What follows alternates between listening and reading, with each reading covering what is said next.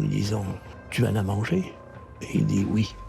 Il s'avérera qu'il y a 7 kilos de chair humaine donc, dans le réfrigérateur. Caché sous le lit d'Issei Sagawa, une carabine 22 non-rifle munie d'un silencieux. Il reconnaît que c'est avec cette carabine qu'il a tué René.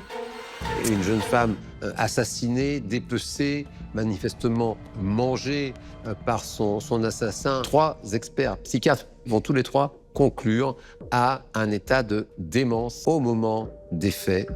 Vraiment, il s'en tire bien. Hein. Il n'était pas fou pour moi. C'était un homme qui avait des pulsions anormales, mais qui, dans la tête, il savait très bien où il en était. Hein. À l'époque, je suis médecin psychiatre des hôpitaux dans un service qu'on dit service de sûreté, c'est-à-dire un service qui reçoit et traite des malades psychiatriques dangereux. Et on nous adresse Monsieur Sagawa, le japonais cannibale. Il a eu un non-lieu parce qu'il était en état de démence au moment des faits, mais de démence, je ne vois nulle trace.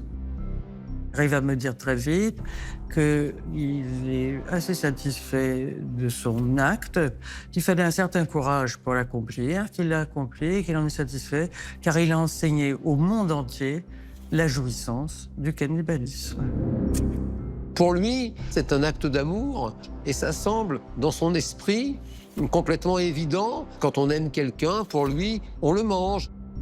J'appelle ce genre de patients des pervers criminels. Ils ne sont pas fous, et en même temps, leur acte est complètement fou.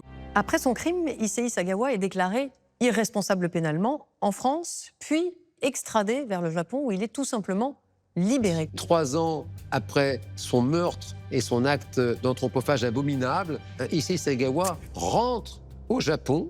Il est à ce moment-là interné, évidemment. Les experts psychiatres japonais, ils examinent Issei Sagawa, ils évaluent sa dangerosité et son état de santé mentale. Et ils arrivent à une conclusion qui pour eux est évidente.